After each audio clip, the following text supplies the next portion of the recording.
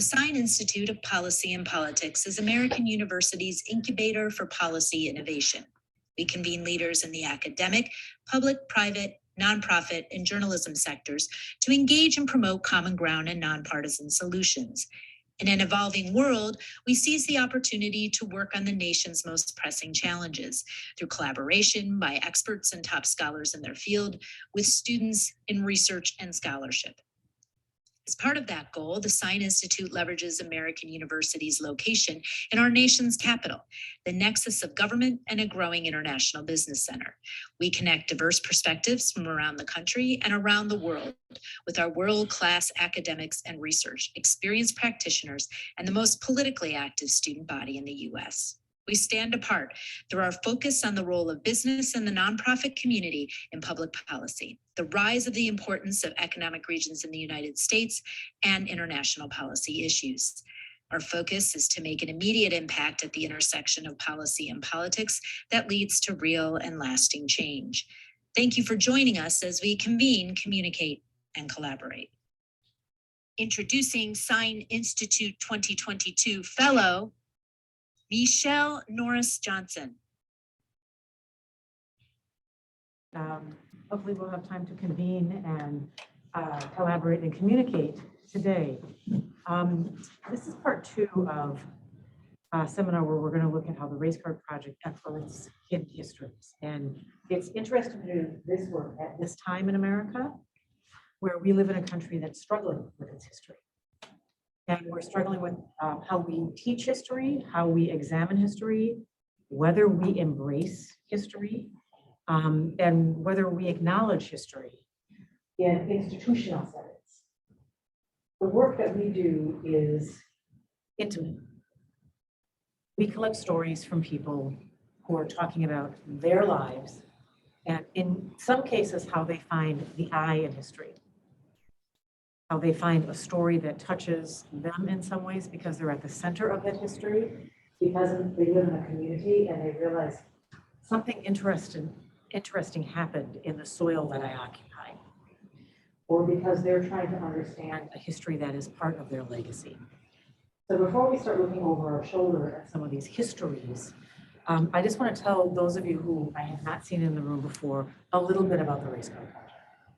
I am a longtime storyteller, and I have to force myself to stand in this space because normally I'm a walker. Normally I would be roaming about the space.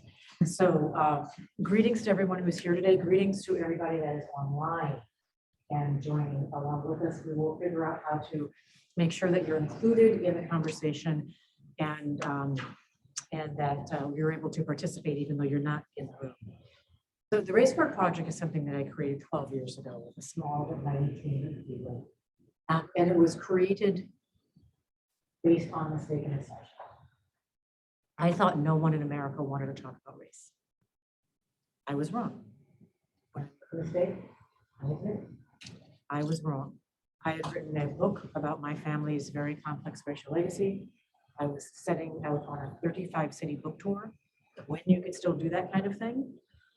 And I was terrified that I was going to be facing audiences where I was talking openly about race and my family's racial legacy, but that it would be a one-sided conversation. I am a columnist now for the Washington Post. At that time, I was a host for a show on National Public Radio called All Things Considered. So when I went out into the world after spending so much time closed in the studio, I actually really wanted to engage. I was engaging with people all the time as a radio host.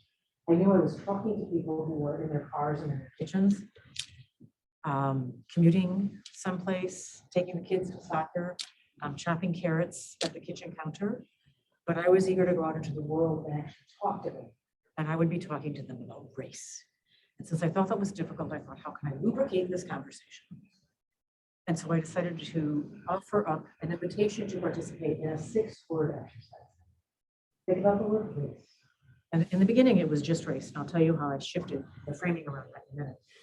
How would you express your thoughts, feelings, worries, triumphs, laments, anthem, whatever popped in your head when you think about the word race, if you only listen? And we created postcards, and most of the stories came in initially as postcards. We can actually go to the slideshow because you'll see some of this. And as you note here in the, we go to the second slide. Here we go, right in here, we can write. So as you note here, that's what the postcards look like at the beginning. We went to the Kinko's on Wisconsin Avenue, which some of you may know. That is near Bowie Mongers. You don't know Kinko's, I bet you know Bowie Mongers. And printed up 200 cards. And about 30% came back to us. And so we printed a lot more cards. Publisher printed cards everywhere, whatever. And the cards started coming back to us. Most of the stories that we have not archived come in digitally. We have officially archived 500,000 stories from all 50 states, more than 100 countries. But we still get postcards and we still love postcards. And you see why we love postcards. Because people turn them into anthems and works of art. There's a portrait in a postcard. If you go to the next slide, and you will see that she took this little 3x5, it's about the size of a recipe card. As I learned when I created the postcard, my parents are postal workers, and my father's not employed, my mother is still working, my mother and I were the postcards were not regulation size, so we were breaking several laws, I guess, in the first round of postcards before we got the sizing right. But she turned her postcard into a portrait, a work of art, and that's Dorothy Uni Garcia. So we still love that we get postcards because you see how people think. And you get a sense of who they are through their handwriting, through the size of their handwriting, through the way they express themselves. And we can go to the next slide there. And that's what my third store started was like in the bus. I was getting box loads of postcards. And I was figuring out how do I archive these? Because once I started to realize what people were sharing, I recognized that this was the important part and that we were capturing something that you didn't hear in polite conversation. So I knew that even though I wasn't an archivist, never studied archival science, never studied library science, but as a journalist and as a storyteller, I knew that there was value in every one of these stories. And so even though it is in a shoebox, we recognized that we had organized them in some kind of way before we could create a better storage system. So they are in boxes that actually protect them from the environment outside of the history. But most of the submissions now come to us digitally. We can go to the next slide. And you will see, as I mentioned, 500,000 stories. We've won some major awards. That's 96 countries. We're now well over 100 countries and we're now 12 years. Right. And I showed you this slide just quickly to remind you that I'm going to talk about stories, and although I'm a storyteller, and I'm both a journalist and a writer, usually I'm writing stories that are sort of my stories. I've researched them, I'm telling you a story, you can tell someone else's story. These are stories that are sent to us by people. They belong to the people who send us. They send us to the Race Car Project, and then they belong to us, essentially, what they come from the people who are writing in the glow of their computer screens, writing from their sitting up in bed because something they heard that day just didn't sit right with them, worried about their child, worried about their childhood. See the picture of the young man there. A lot of people are sending in pictures of themselves as children when they send in pictures to accompany their race car stories, because they're still thinking about something that happened 30 years. They haven't quite resolved that. They're still in conversation with their 8-year-old self. And so as we go into now Sine Seminar 3, what I want to talk to you about is a particular part of it. We now see that there are stories that come to us in things. We have a lot of stories that speak to the blended nature of family. We were in a country where for a long time there were laws that prevented people from marrying outside of their culture or their racial culture. It was against law. Within my lifetime, it was against the law to live as a man in life if you were black and white in 17 states. Only after the Loving decision, the Supreme Court decision, did that strike that down. And in the Loving decision, two people came here this year, into Washington, D.C. because they could not live as a man in life in Virginia. Not far from me, in Carolina. There were all kinds of laws that prevented people from marrying people who were Native American, who were Asian. Many of these laws stayed on the books for a very, very, very long time. We take this for granted. It is not surprising to me that America's first Black president was a person of mixed race. That is a very American story, a very American story. You see it all around your campus, I'm sure. You see it when you go to the shopping mall or the movie theater. So that's one type of story. There are stories that come to us that are a where did you come from story. Probably the most common story that we get. Surprisingly, didn't realize that. I've asked that question many times. I now realize because we have archived hundreds of cards that question, not the first question, where do you come from, but the second version of that question. No, where do you really come from? Where are you actually from? Is what hits people the wrong way because they feel like they're being otherized. Like, what box am I supposed to put you in? But then you have to ask, how do I ask that question without offending people? Sometimes there are childhood cards, as I mentioned, a lot of cards about travel, a lot of cards about sports, a lot of cards about work, a lot of cards about foreign, what we would call foreign travel, what foreigners would call, why is America obsessed with this? Which is interesting because they're writing me because they're talking about being othered in some way. So there are several places that we get cards from where the word race is not part of the local vocabulary or vernacular. It's not actually translated. You wouldn't say we're having an issue with race, but you might say we're having an issue with religion or tribalism or mountain people versus valley people and who has access to water. It's always about class, it's often about skin color. A lot of cards about skin color, not just in America, but all over the world. I've learned that people all over the world, you can go to the most northern countries and people still are hung up on you. Skin tone, hair color, eye color. And then there are breadcrumb stories where people realize, I knew this about my family, but now that I know it, I realize they were tense all along the way. Like, we used to be Jewish. I didn't know we used to be Jewish. All these things that were hidden in the end. I didn't know my mother was this. These stories, or it should have been plain. So there's those kinds of stories. And then there are hidden histories, and that's what we're talking about. Stories that in themselves teach us a little bit about a history that maybe we didn't know a lot about. We're going to talk about some of these, and then you're going to help educate me. We're going to work together and figure it out. Because part of what I do with these stories is how do I make them come alive? If we're doing what we call social technology, which is a study, what we like in our work. You know what technology is? Anybody online care to put that in the chat?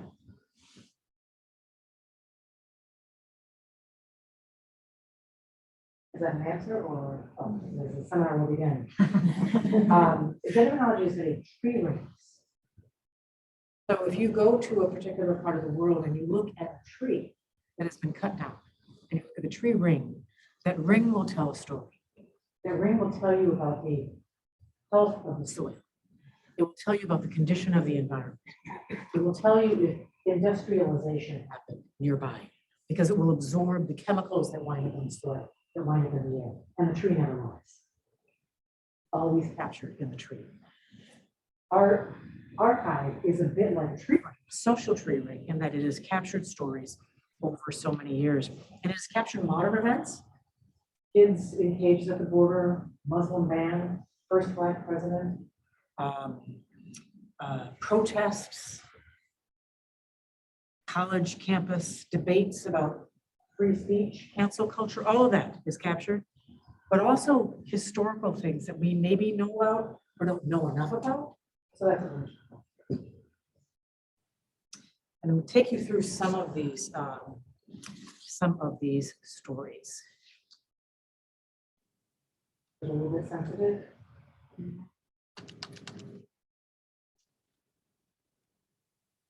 If we don't have, I can also just talk to you if we don't have the visual.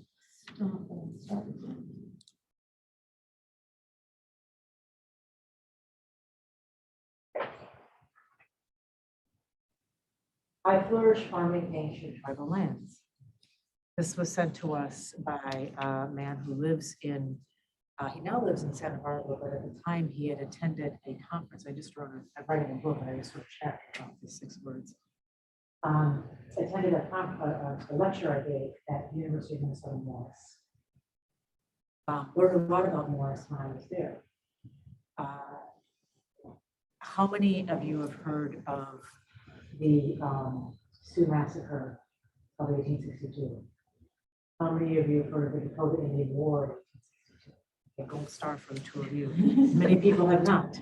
I grew up in Minnesota and was surrounded by all kinds of beautiful, lyrical, multi-syllabic names that take their derivation from First Nations culture, but didn't know nearly enough about First Nations culture. Some of that is on me. Wasn't curious enough. Know a little bit, but not nearly enough. Some of it, I think, is also on the school system. Should have known much more about this. Should have known that the state takes its name from a people who were removed from the soil. The state takes its name from the Dakota people who were forced to leave Minnesota. That's some crazy stuff, right? We're going to make you leave, but we're going to live forever under one of you. Which has a beautiful definition. It means, water on the cloud tinted sky, which really is a beautiful description of Minnesota. So when I went that night, he sent his 6 words in and discovered when I was going through the archive that someone else sent their 6 words in, and she was Dakota and now lives in South Dakota because most of the people who live in South Dakota live in one of 4 reservations there. And the 2 of them were there that night. And by researching their stories, it was so interesting. It would be like if 2 of you had 2 tendrils that led to flip sides in a corner. And we were able to tell a little bit about their stories. We can go through doing some research. The wall, black and honorable color. How many of you visited the Vietnam War Memorial? It's a emotional experience. You probably remember it. I know I do. It hit me harder than I thought it would. Seeing the relics that people leave behind, seeing the families that put a piece of paper and trace someone's name so they forever have that. I knew, I've lived in Washington since 1988, so I've been here for a while, and I knew a lot about the Vietnam War Memorial, or so I thought. I did not know. I knew that Maya Lin had designed the wall as a Yale student. She was still in college when she won the design contest. I did not know that there was such a controversy on the wall, including the color of the wall. So these 6 words, and I often ask people to read the 6 words because I think interesting things happen when someone puts their mouth on someone else's story. So who wants to read the 6 words there? Paige, you want to go first? Sure. The wall, black and honorable color. Okay, that was sent to us from David DeChant of Key West, Florida, and he is referring to a comment that was made during a meeting that he attended with U.S. senators while they were deliberating over the design and construction of the Vietnam Memorial. And DeChant was one of the Vietnam veterans who was advocating for building the memorial. They've raised a lot of money. The Vietnam War, as you remember, was controversial. Our dismount from the war was very painful. This was a difficult one. It wasn't like case that we were going to show soldiers hoisting a flag. This was not a salute to, this was hard to figure out how you memorialize this. The men who died and are placed in that war, the war that had a difficult ending. And the Brant Memorial on the National Mall, bearing the names of those who died in combat, is now seen as a cultural masterpiece. In fact, it was a turning point in the way that we view memorials. If you look at memorials before and after this memorial, they're very different in their design and their composition and their purpose. But what I realize now is that it was surrounded by a storm of misogyny, racism, and dread when it was first introduced. The memorial, as I said, was designed by Maya Lin. The prototype emerged from the classwork at Yale, and that was controversial. The things that were said about her at the time, it's hard to imagine now these kinds of things coming out of the mouth of someone who would go on to be a presidential candidate, sitting members of Congress, other architecture critics, colleagues that work at the paper that I now write for. And it came under harsh scrutiny in part because of the decision to use polished black granite. And that was in sharp contrast to the surrounding memorials. Usually you see white rock, not black And there was a meeting with a group of veterans and a group of senators. And General George Price, who was one of the highest ranking African Americans in the Army, told lawmakers that Black was an honorable color and suggested and told them that anyone who suggested otherwise would have to answer to him. So he went full general. And so this is one of the things that I wanted to think about when we talk about how to bring these stories alive. Was the debate over the color of the monument steeped in racial bias or time-hardened aesthetic preferences? We always wondered, did race play a role in something? And as someone who's now studied race for 12 years, I think the flip question is, what role did race play? People say, God, that Norris is always looking for race under every rock. That concerns me. And I wonder if you should be concerned that I often find it. You know, that's the other way to look at that. Did the politics and changing demographics of that time play a role in how the design was received? For this 6-word story, what I would ask is to examine what lessons can be taken from the initial controversy over the memorial and how it evolved over time to be exalted as an innovative use of space and as something that promotes healing. What changed that allowed us to change the way we view? Was it that society changed? Or was it instead that people at the time were just so hardened and held on to an idea? Or did the design itself lead to the change? Society changed, or did the design itself and the person who designed it and the people who populated that, which really showed, because during the Vietnam War, the Abrams Doctrine was very much in place, right? If you know about the Abrams Doctrine, that the people who would go off to war would come from every borough of America. That's not the way we've had wars. We have been at war for how many years now? We're still involved in theaters of war. I read that many students on this campus got touched anyway about it. That was not true in Vietnam. You're old enough to remember Vietnam. You knew somebody. You knew somebody from your neighborhood, from your school, from your parish, somebody who used to bag groceries, somebody who was in your family. We no longer fight wars like that. So when we're talking about how to make stories from the law, we'll return to that. And that's one of the things among the questions we'll ask to go to the next one. Why is the pool filled up? What does that picture look like to you? If I didn't read those 6 words, I should have had someone in class read that, sorry. But if I didn't read those 6 words, what would you think if you just saw those pictures? Some of us.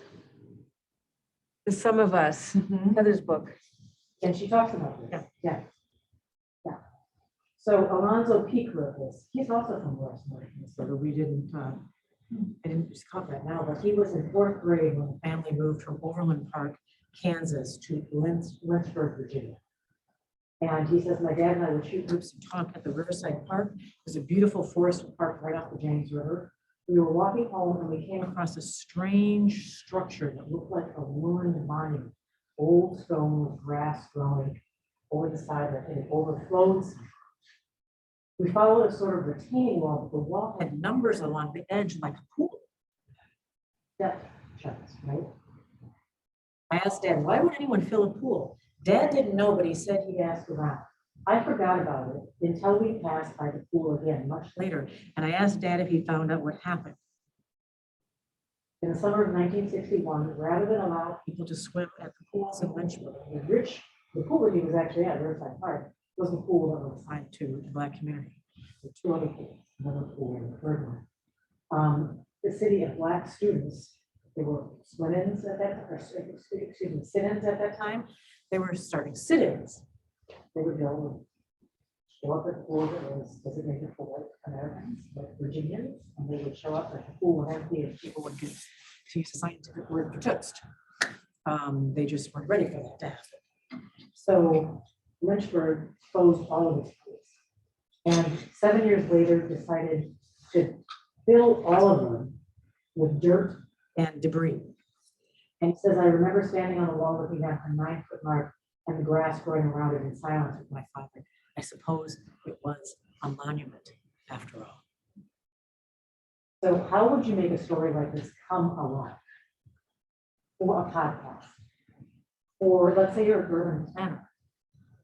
And you are going to represent the company that's going to build a shopping center around the corner, right? And the people who bought the land around the corner didn't know that there was that. What you mean, every time everyone's gonna, what? Every time someone's gonna come to my shopping mall that I imagine would introduce, Dick's Sporting Goods and Costco, that they have to go by that? What do we do with that? What if they turn to you and say, help us tell the story? You tell it in a way that honors the history or diminishes it somehow? You fill the pool proverbially by not telling that story. So we'll come back to that. There's two more quick ones. Okay, who wants to read this one? 1960, Dearborn will haunt me forever. Okay. So this is from Bonnie in Empire, Michigan. She still lives in Michigan. The person that you see there is Mayor Hubbard. I don't know if you know who he is. A statue stood in Dearborn for many, many years. People compare him to George Wallace.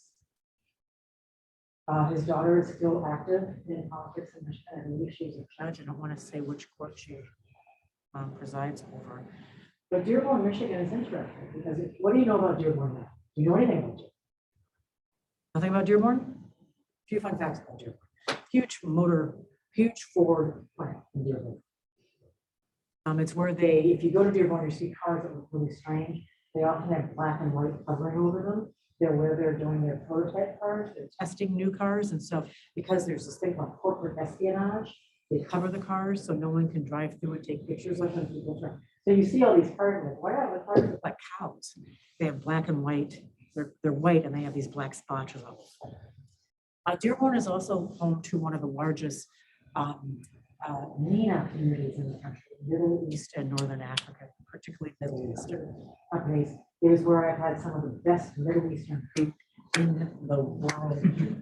At least, maybe not in the world, but in the United States. If I'm in Michigan, I will find my way to Dearborn, if only for that reason. But Dearborn was sundown town. You know what a sundown town is? Anybody can explain? Yeah, it was towns that if you were Black, you needed to be at home at a certain by sundown. You need to be home, but you didn't need to be in that town. Yeah. Oh, okay. Yeah, you had to get out. You had to, when the sun fell, don't let the sun catch you in that town. There were several in Michigan, Livonia, which is one of the largest suburbs in America, halfway between Ann Arbor and Detroit, was also a sundown town. And Dearborn was racially segregated and had very strong restricted covenants that determined who could buy homes, who could get mortgages. The redlining in the Detroit and its suburbs was, if you're looking at redlining, also talked about in this book, also talked about in The Color of Law, also talked about in Ta-Nehisi Coates' essay, The Case for Reparations. Detroit is a very interesting case study because the lines were so bright and so drawn in such an interesting way. In Detroit, is such a huge land mass. And I don't think people realize that. It's one of the reasons that the depopulation of Detroit has been such a challenge because the city is just so huge. So in between a neighborhood that still has population and a neighborhood over here that still has population, there's this vast wasteland that is completely depopulated. So what Bonnie says is that she grew up in Dearborn under the very watchful eye of Mayor Hubbard, watched in horror at the treatment of the one Black family that had the nerve to move into town when I was a preteen. It was a surreal time and a surreal place. One of the things that you might want to think about, how do you tell this story? Let's say Dearborn is coming up on a big anniversary. How do you tell the story of Dearborn and how it came to look the way it does today? Do you widen the aperture and look at what happened in America around redlining, around FHA ratings? Do you turn the lens inward? So I would invite you to think about the homes that you grew up in.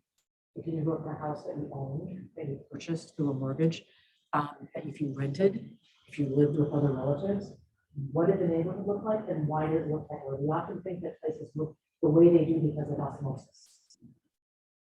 It just so happened that this is like tumbleweeds that are blown by the wind, that this group of people lived here. And that group of people lived there. And there was usually a lot more social engineering that was at work. And what was behind them and determining who would live there.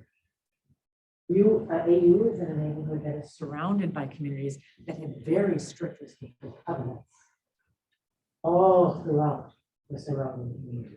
And if you look at the restricted covenants, you think, well, they're probably restricted by Blacks, Catholics, Jews, and then the list gets unusual.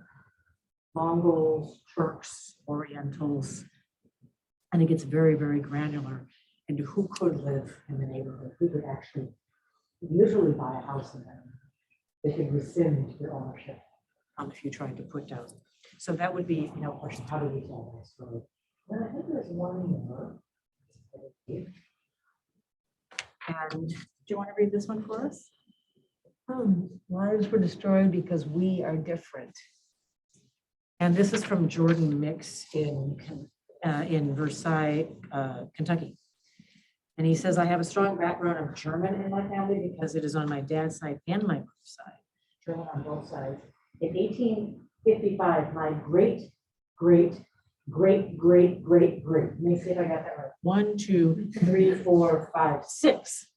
His great times 6 grandparents on his dad's mom's side. So you need a chart for that, right? Great times 6 grandparents on his dad's mom's side immigrated from Switzerland and Germany to Louisville.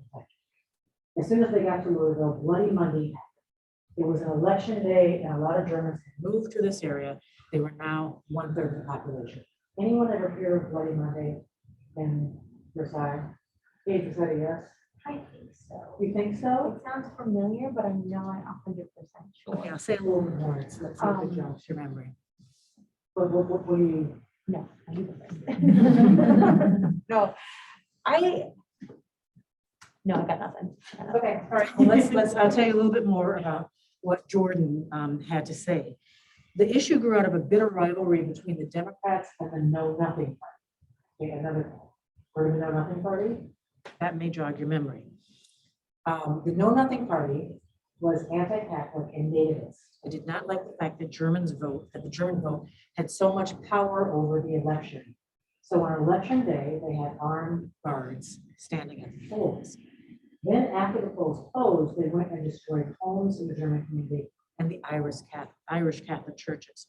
Also, they fired and attacked people, dragging them out into the street. After it was all said and done, 22 people. My family had just moved to Jefferson, a place in Louisville, and had to suffer. The event made a lot of immigrants pack up and leave, but not my family. Some of them still live there today. I chose these 6 words because these people prosecuted the Germans just because they were different. What if I had lived there? I would have been the one scared after just moving there and being attacked just because of my culture. My family had to deal with a lot of difficulties just moving to the US, let alone being attacked and having their lives murdered because they were German. So many entry points for a story. What it means to be German over time. To be German in this moment, to be German after World War I, to be German after World War II, the German experience in America. You could tell this story by comparing what was happening. Welcome, come on in, get comfortable. I was listening to you. What was happening then and what is happening now in America. When I tell this story, are there any parallels that you hear about voting restrictions now? About concerns about certain population having too much influence at the polls, about the question of democracy and what a democracy really is, if the democracy doesn't go your way. And then displacement. So I'm not going to tell you this because I'm hoping that I will tip your imagination, but the displacement, the anti-Catholic displacement activist was massive. Thousands of people left Kentucky. Kentucky would be a very different place today if this had not happened. And it contributed to, in some ways, to the growth of Catholic populations in other northern Rust Belt cities, because that's where people went. There was an anti-Catholic settlement further south, and so people moved basically east and north and wound up in places like Ohio, in places like Michigan, in places like Illinois. Some of them went as far north as Illinois. So 4 examples of stories, and this is the kind of stuff that lands in our inbox. You know, and you could just read the story, live through the story because we're different. Hey, that invites you to move in. And then you start reading the story and then you see it's photographs. This is an era where there are several what you would call wood carvings that help us understand what happened. There are no photos that we've been able to find of what happened during the mass hanging, which to this day is still the largest mass hanging in America. The 38 who were killed that day all holding hands when the gallows went out for London in Mankato, Minnesota. And then one was executed after. So we say 38, but there was actually 39. It was so cold. It was in Minnesota. I'm actually from Minnesota. It was so cold that there are no photographs. It's too cold. So we rely on line drawings. And that's a question, right? Because if you're looking at a line drawing instead of a photograph, what's the interpretive footprint in a drawing as opposed to a photograph? Right? How is that? What can you say about the way that is interpreted? If it is a drawing instead of a photograph, it is a photograph free of interpretation also.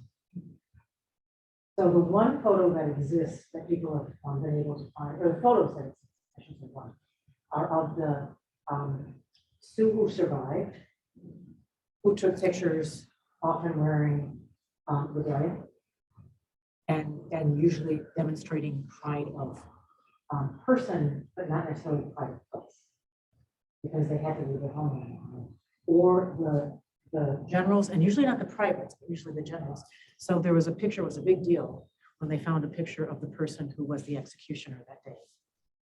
And historians have spent so much time looking at that picture and trying to divine what they see in his expression, what they see in what he decided to wear. He was someone who lost 3 children in the U.S. Dakota War at that time of 1862. His wife was, and 2 other children were taken captive. She was injured quite badly. And so, years later, we're looking, we don't know, we can't talk to the person who took the photo, so you're still trying to interpret that. So in the time that we have left, I just want to talk to you about how, as a storyteller, how you would tell these stories. And how you would bring them, would bring them to life in different kinds of situations. What's the entry point? What's the story that you would want to tell? And let's work backwards. Let's begin with the last one, the lives of the story. What do you think is the entry point to the story?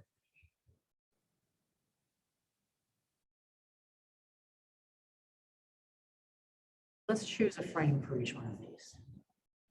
Remember I mentioned an anniversary? An anniversary is coming up. An anniversary is coming up in Versailles, Kentucky. You want to tell a story of Versailles? How do you tell that story? And you discover, that hundreds of people were killed and thousands of people had a leader. Do we include this in the telling of the story? So that's the first question. Do we include the story? Would you include the story? That question, answer? Yes. Yes, you would include the story. So how do you include the story? With as much honesty as possible. Thinking first that some would maybe want to gloss over it because it's uncomfortable. It reveals something about a person's home place or favorite place to visit that is not pretty. But any artifacts that could show or allow people to hear from the actual voices of that particular event, even if it was through pictures, that's a part of telling the story too without the interpretation. So, but then it gets complicated because Versailles is home to these beautiful horse tribes, and there are lots of Saudi Arabian investors in these horse tribes, and they're attracting like a lot of money. It's helping to lift up the tax base of the entire region, and we're in line for this big Siemens or something like that. Might be funny.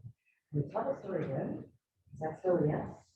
I would say yes, but you twist it and it turns into look how far we've come.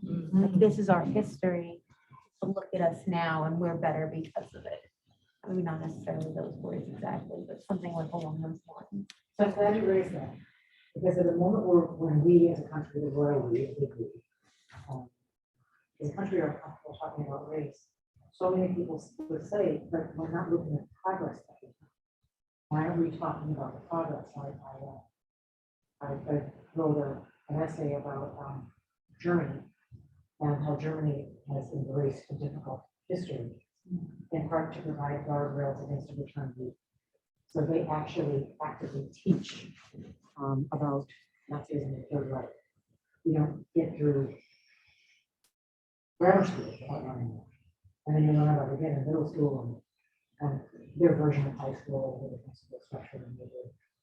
There are monuments all over the Stokerstone that you see on the street that would show a person who lived in a particular place when they were born, when they died in a certain place. Imagine if we had markers, in America that showed this person was sold here.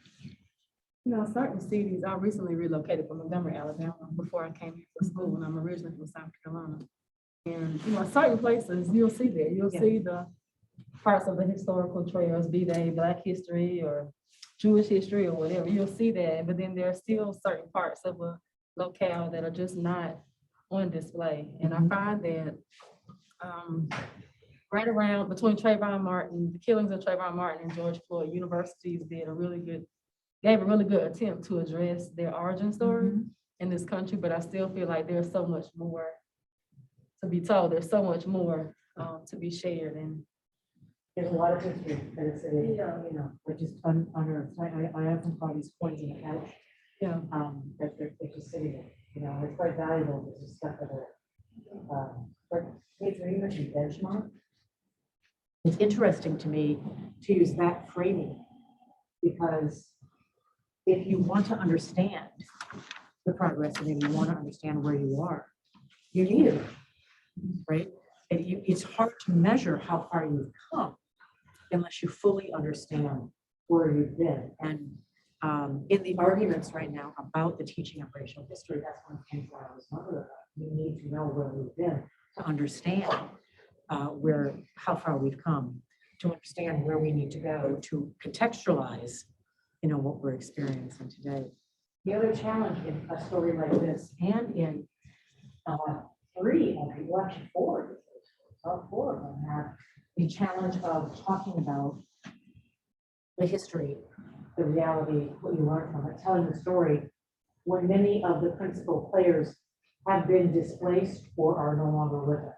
So in the case of the Vietnam Veteran Memorial, most of the people that were in that room that Mr. Desant talks about have gone to glory. They're not with us. So how do you tell that story if they're not there? Many of the veterans are no longer with us. Is it, are you getting a full and complete story?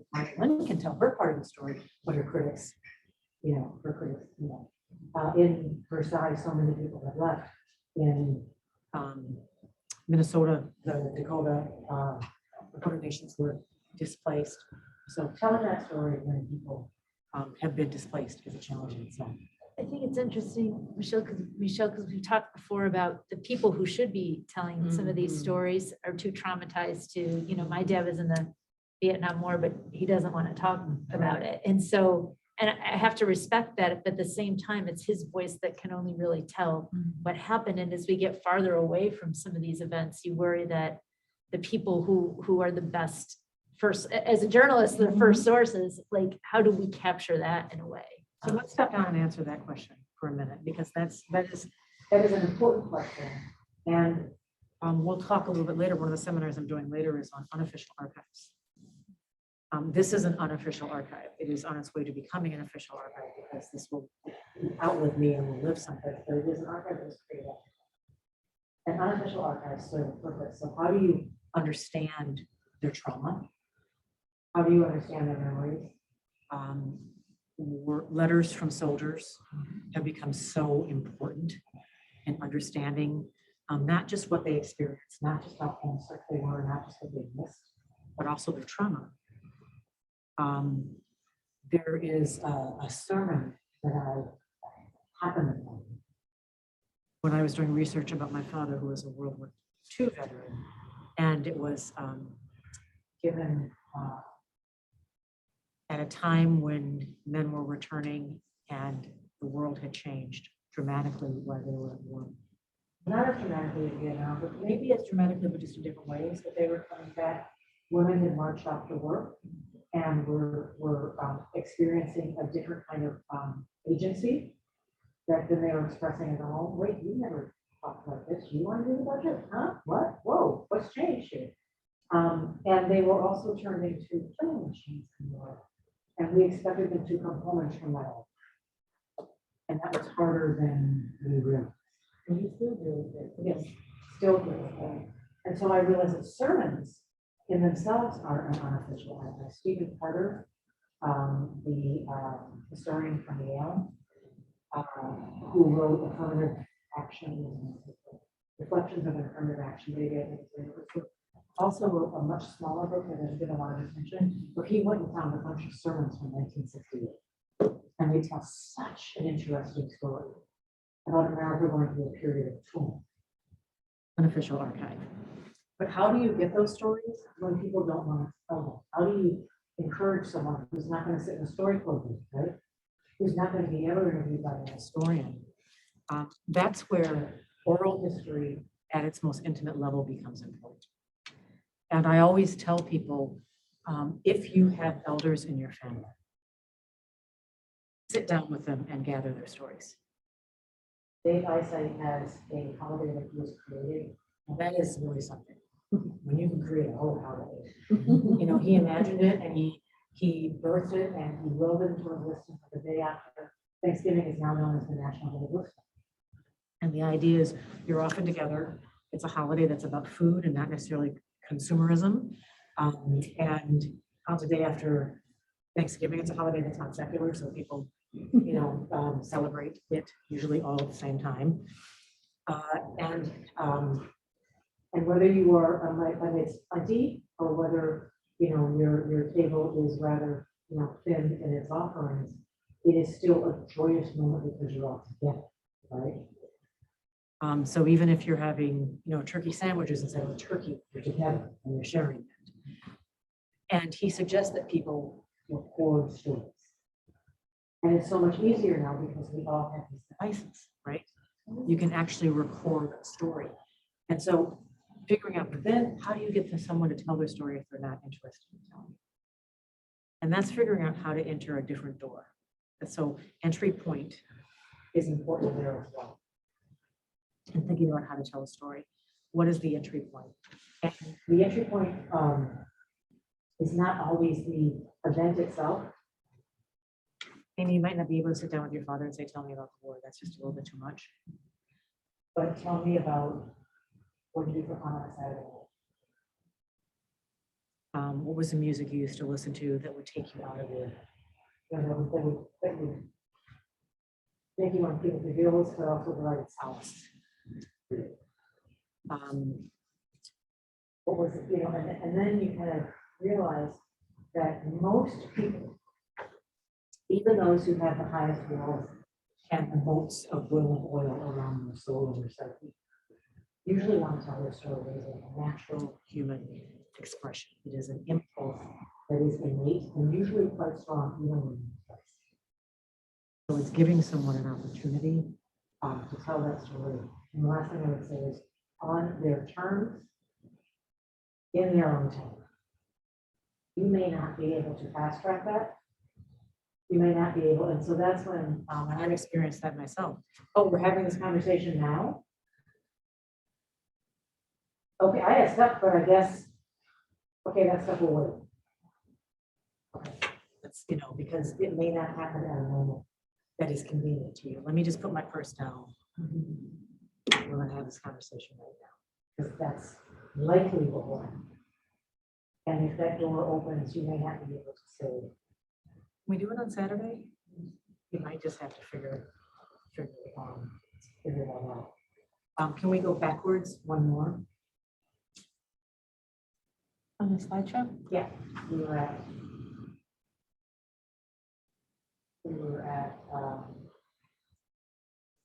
and I think we're gonna go back to Dearborn.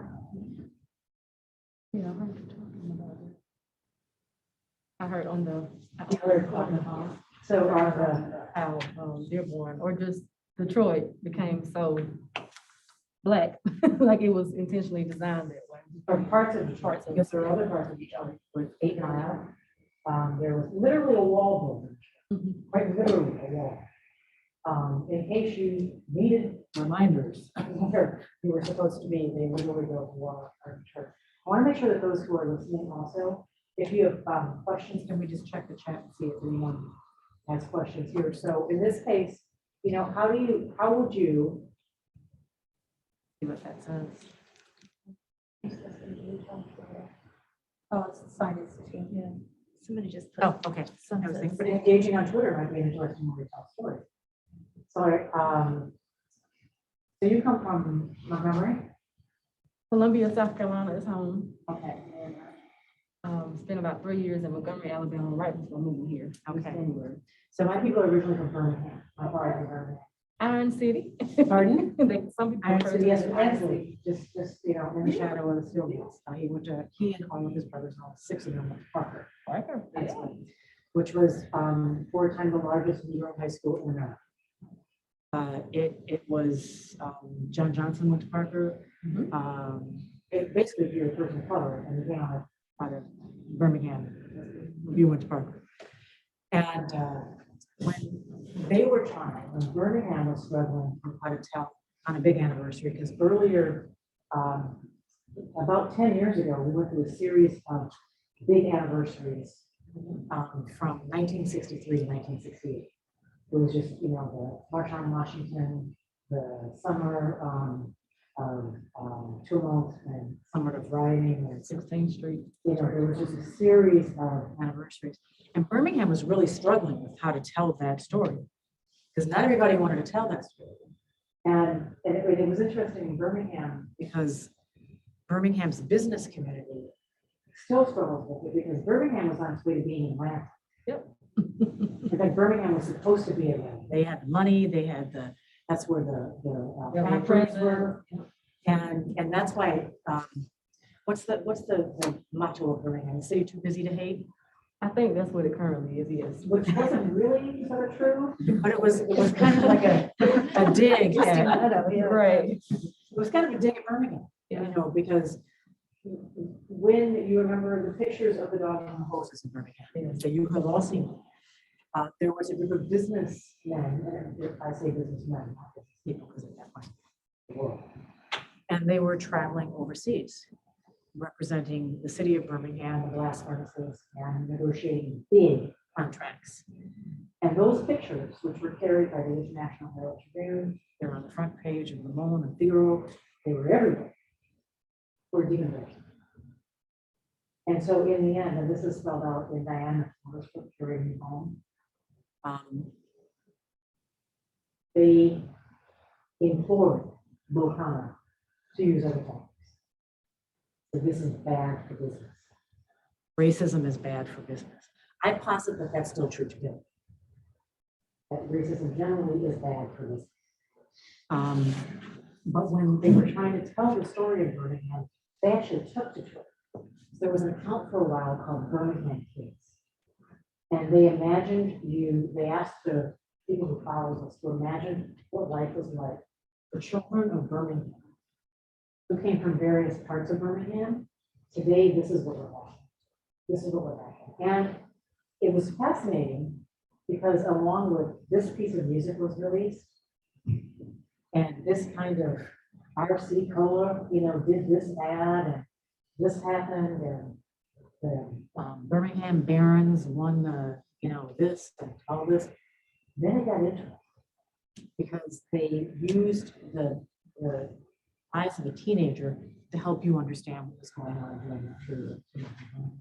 So social media is an interesting way, you know, to tell a story. But in this case, do you think it's powerful to look back, or do you think that understanding how Dearborn came to look the way it does, by looking at the covenants, by looking at housing patterns, would be an interesting way to tell that story? Do you look over your shoulder, or do you tell that story? Is the entry point for that story the here and now?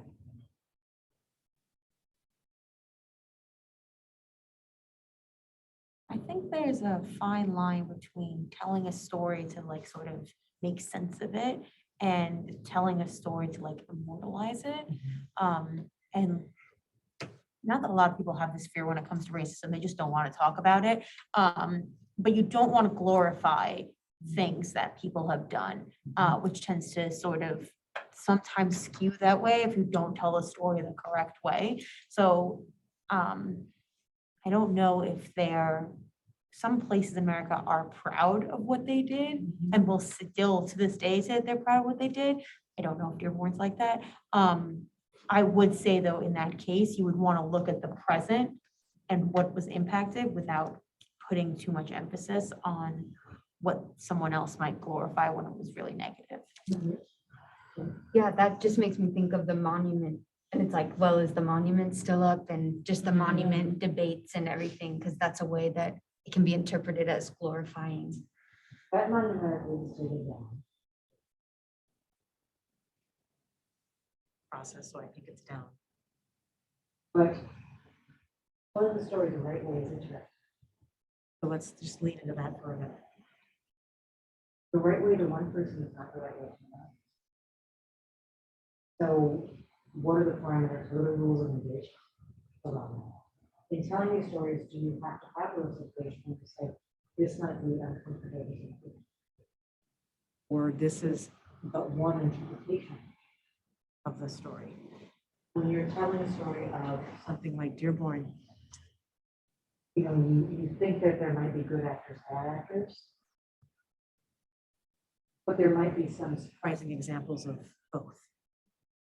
So for people who left Dearborn as it was getting integrated and moved to the suburbs, and you're talking about white flight or bright flight, is that person who now lives comfortably in an adjacent suburb or moved to the neighborhood, are they suddenly labeled a bad actor? You know, how do you tell that story without, or do you worry about it? It is what it is another answer. I'm not saying it's the right answer, but that is another example. We're just telling it like it is. Is that unacceptable? I think it is what it is. That's the best way to look at it.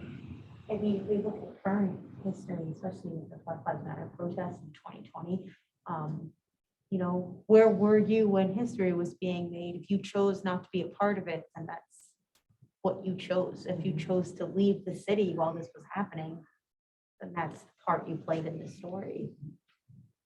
The last thing we have just a few minutes left. The last one is Dearborn, and it's interesting. We should probably close out there, but I'll just invite you in closing to think about that.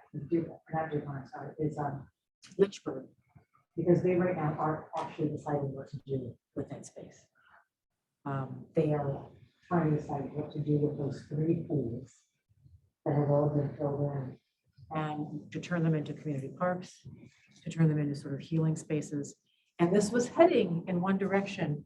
And then if you notice, the politics are beginning to change for a bit of late. And there's a discussion about this thing called critical race theory, which is really how do we talk about race?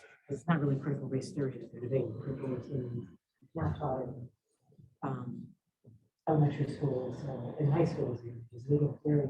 But the underlying concern is how do we talk about race? And now this effort to actually figure out what to do with those parks has become much more prevalent.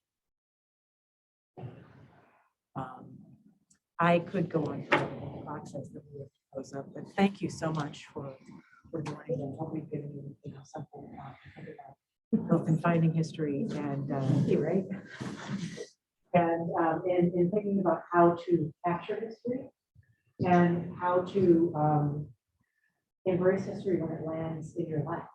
You know, quite literally, you can just take it for what it is, but it usually, I keep using this word entry point. It usually is an entry point for that. Thank you very, very